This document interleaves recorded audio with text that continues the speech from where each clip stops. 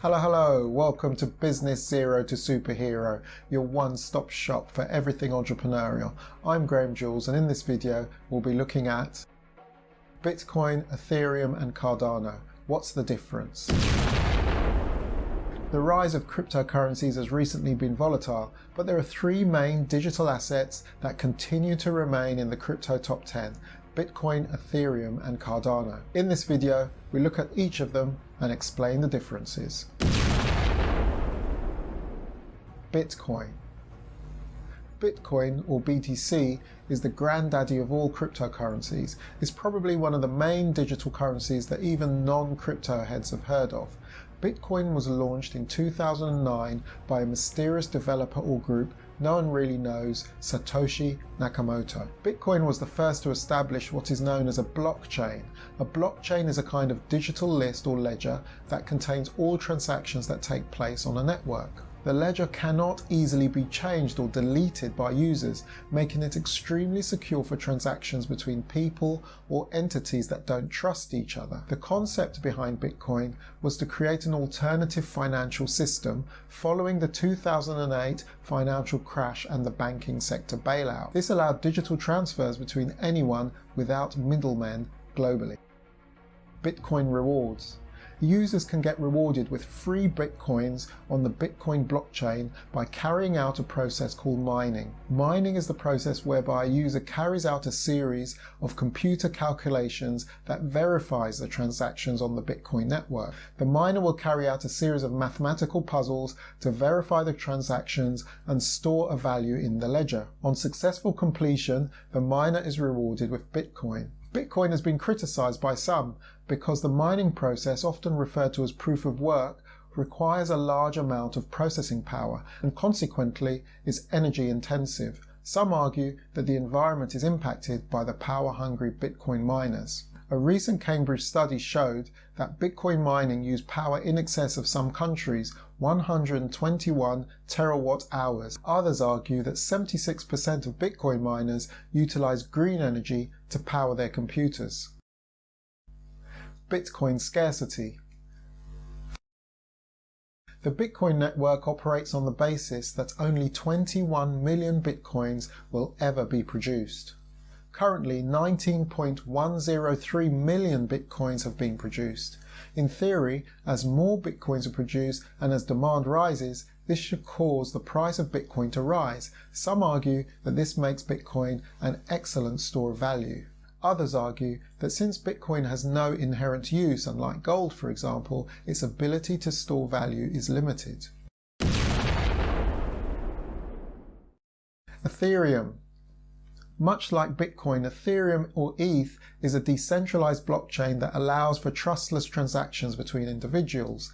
Ethereum was launched in 2015 by Russian computer scientist Vitalik Buterin and co-founders Gavin Wood, Charles Hoskinson, Anthony Dilario and Joseph Lubin. The native asset on the chain is called Ether or ETH. The main difference between Bitcoin and Ethereum was that for the first time a blockchain offered the ability to create what's known as a smart contract. A smart contract is a kind of programmable instruction set that allows the creator to distribute assets when certain conditions are met. Most importantly, these transactions can be carried out automatically without centralized control.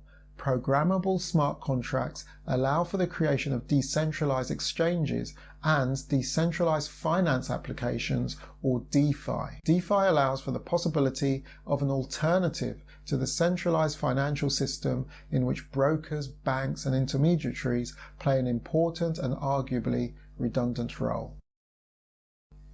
Ethereum rewards.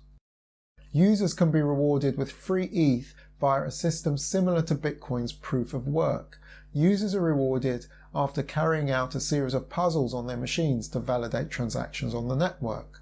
Much like Bitcoin, Ethereum has been criticized for its environmentally unfriendly proof of work system for mining. To overcome this issue, Ethereum changed its proof of work system to proof of stake in 2022. Proof of stake requires users to stake their digital assets or ETH to verify transactions rather than utilizing processing power. It's believed that this new system should reduce energy consumption on the network by 99.95%. Ethereum scarcity. Unlike Bitcoin, Ethereum has no upper limit to the number of Ethereum that can be produced. Ethereum has around 115 million ETH in circulation. Many argue that as a result, this makes Ethereum more suitable as a digital currency than Bitcoin for everyday transactions. Others argue that due to high transaction costs or gas fees, Ethereum as a digital currency is not scalable. The move to proof of stake should result in lower gas fees and better scalability down the road. Cardano. Much like Bitcoin and Ethereum, Cardano or ADA is a decentralized blockchain that allows for transactions between individuals. Cardano was launched in 2017 by Charles Hoskinson. Hoskinson was mentioned earlier in this video and was an original co-founder of Ethereum. After disagreements with Vitalik, Hoskinson decided to branch out on his own and create Cardano. The native asset on the Cardano blockchain is ADA. The main difference between Ethereum and Cardano is that Cardano supports both smart contracts and proof of stake. This makes Cardano much more energy efficient than both Bitcoin and Ethereum. Cardano launched smart contracts in 2021, which opened up the door to DeFi and decentralized applications. Cardano also supports much lower transaction fees, making the token more attractive for day-to-day transactions. Cardano rewards. Users can be rewarded with ADA by staking their digital assets. Unlike Bitcoin or Ethereum, there are two ways in which users can earn rewards on the Cardano network. The first is by delegating their ADA to a stake pool run by themselves, or they can delegate to a public stake pool run by someone else. Stake pools are network nodes or computers run by operators who, much like miners, get compensated by running the nodes on the network and verifying transactions. The more ADA that is delegated to a node, the more likely it is that the operator will generate a new block and be rewarded. As this system does not rely on processing speed, the energy consumption is much less than that of Bitcoin and Ethereum. Cardano scarcity. Cardano has an upper limit of 45 billion ADA. In theory, this could mean the price of Cardano will rise as the coin becomes more widely used. Currently, there are around 33 billion coins in circulation. Some argue that this, in combination with the low transaction fees, makes Cardano more suitable for everyday transactions. Proponents of Cardano's ecosystem argue that Cardano is a leaner, faster version of Ethereum. Critics state that the Cardano's adoption has been slow and that Ethereum has many years of first mover advantage in its favor. Final thoughts.